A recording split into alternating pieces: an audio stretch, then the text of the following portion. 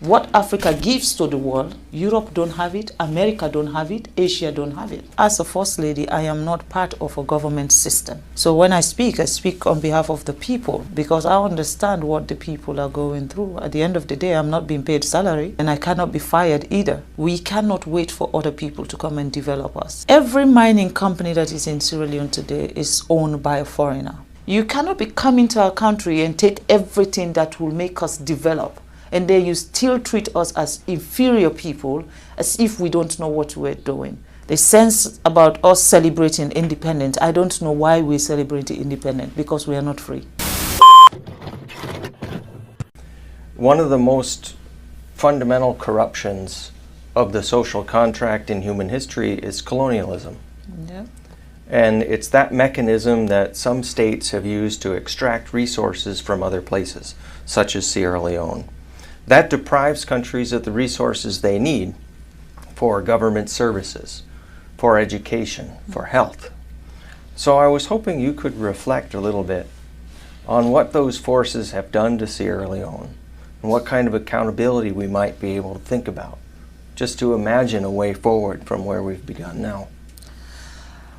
When you look at what Sierra Leone have to offer, when it comes to our mineral resources, the kind of mineral resources we have in our country is enough to take care of everybody in that country.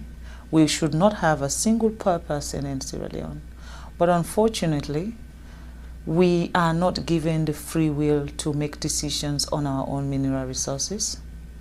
There's always Big Brother who decides. And when you fight and say, no, we are not going to do this, they use the system to stop you.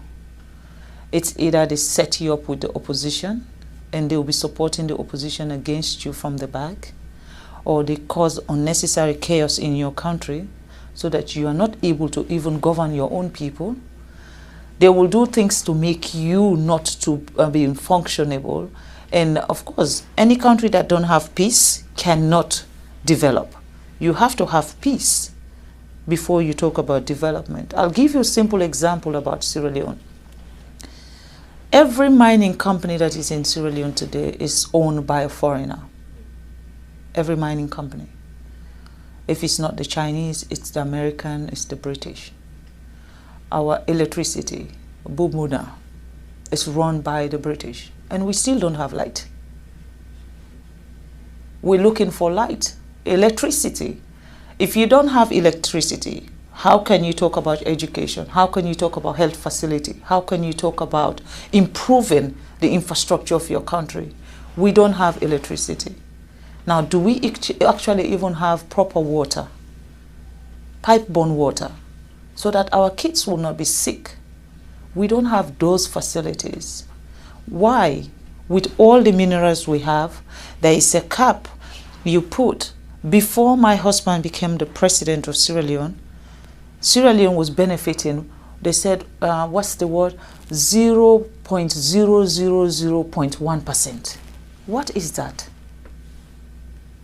Basically, a company can take as much as $100 million out of the country in terms of minerals, and then they can just give the country $10,000.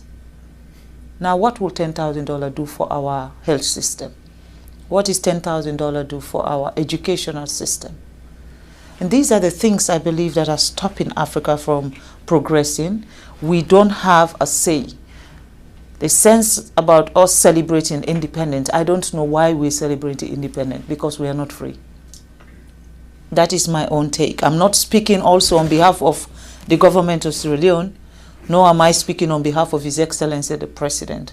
I am speaking as Fatima, as a citizen of a country who believes that things need to change. Where do we go from here? Do you have any practical ideas about where we might start?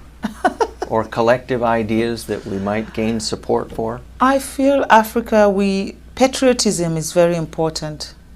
You have to love your country to want your country to be a better place.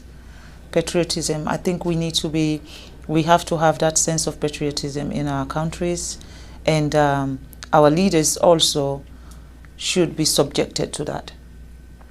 You know, it is not only when you were talking about election and then everybody come out and celebrate, and after election, that's it.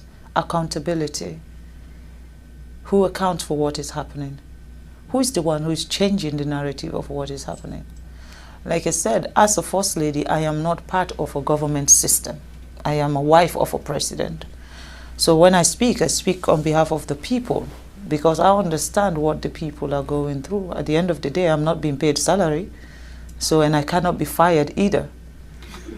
So that's the advantage. That's the advantage of being a First Lady. But I believe that for Africa, what is happening in Africa today, it need to change, and it need to change now. There is no time like now, because for Sierra Leone, we now have a president who believe that we cannot wait for other people to come and develop us. We cannot wait for another country to come and prescribe how our country should be run or what we need in our country. You know, this divide and rule, if you're close to China, we will not come to your country. If you're close to America, we will not come to your country. I mean, the fight that is between England, Europe, America, China, Russia is not a Sierra Leone fight. That's not our problem. We're fighting for our daily bread. We're looking to have education, just like America. We're looking to have good health facility. Just like Europe, we're looking to have governance structure where one single person cannot be the dictator of a nation. That's what we're looking for. And in that process, we're going to be allies to everybody who wants us to grow.